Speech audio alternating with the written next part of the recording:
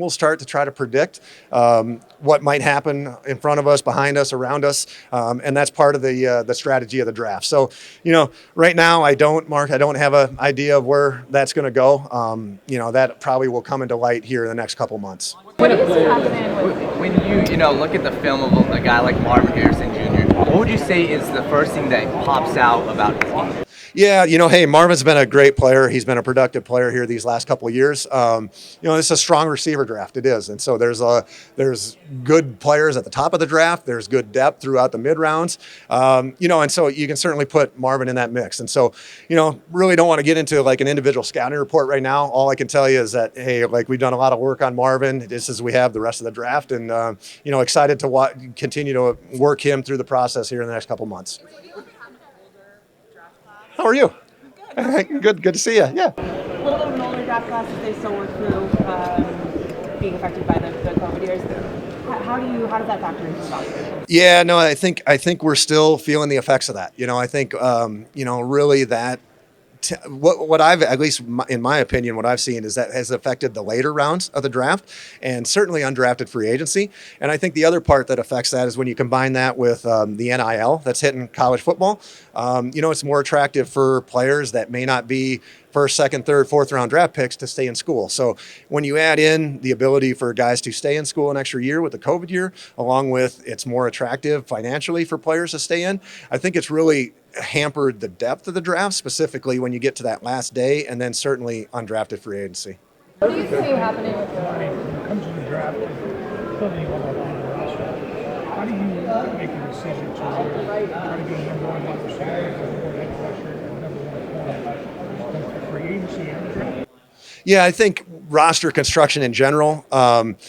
It comes in various forms. It comes in forms throughout the season. And just so happens that two of the biggest times to add to our roster come back to back here between free agency and the draft. So, I think whatever you're talking about, whether you're talking about spending money in free agency, spending draft capital, it's a commitment. And once you commit to one area, whether it's financially or with a high draft pick, it takes you out of doing that to another area. And so, I think anytime that we can add talented players that we think fit us both culturally and on the field, like we're going to investigate every avenue to do that, no matter how that comes about. Danny.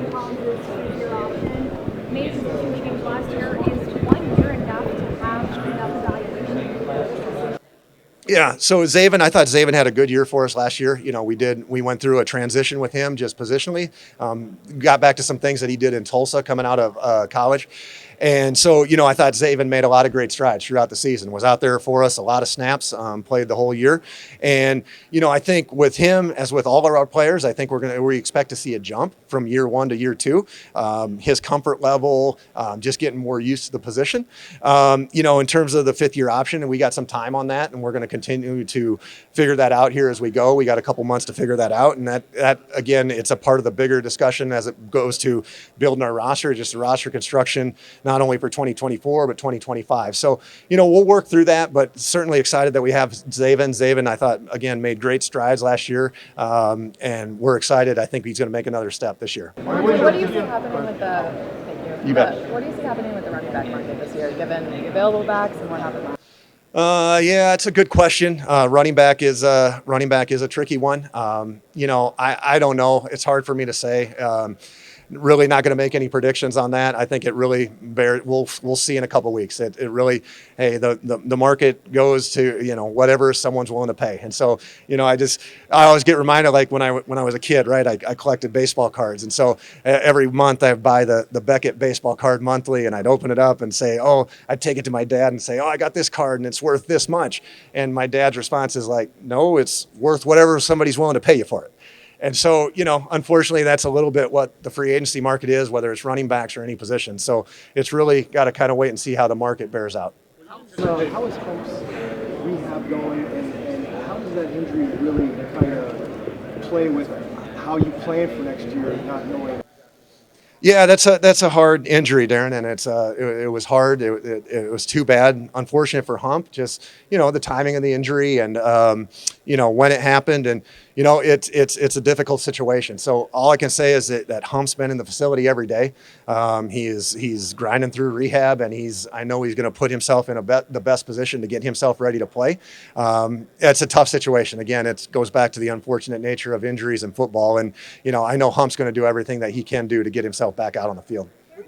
Not doing anything on field stuff here. How do you feel about guys kind of skipping the combine training, combine stuff here?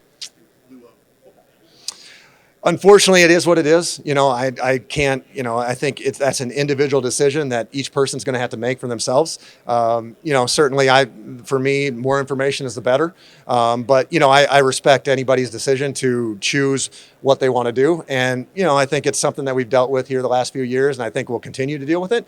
We'll just continue to gather the information that we can when it's available, and we'll make the best decisions that we can with the information that we have. That he's going to work on the left side as well in the offseason, just if that's where he ends up needing to play this year. I guess what are your thoughts on him kind of training on both sides in the offseason, if that's the way you guys choose to go? Yeah, and I think with whether it's Paris or anybody, I think versatility is something that we're always going to value in our program. So whether that's left side, right side, if it's at another position, it's inside, outside. The more versatile that you can be, the more value that you're going to bring to the team. And so specifically with offensive linemen, any offensive lineman that can play more than one position certainly bring more value to the roster. So we're all for it. The more that we can get guys to be able to do more than one thing, it adds value to the roster.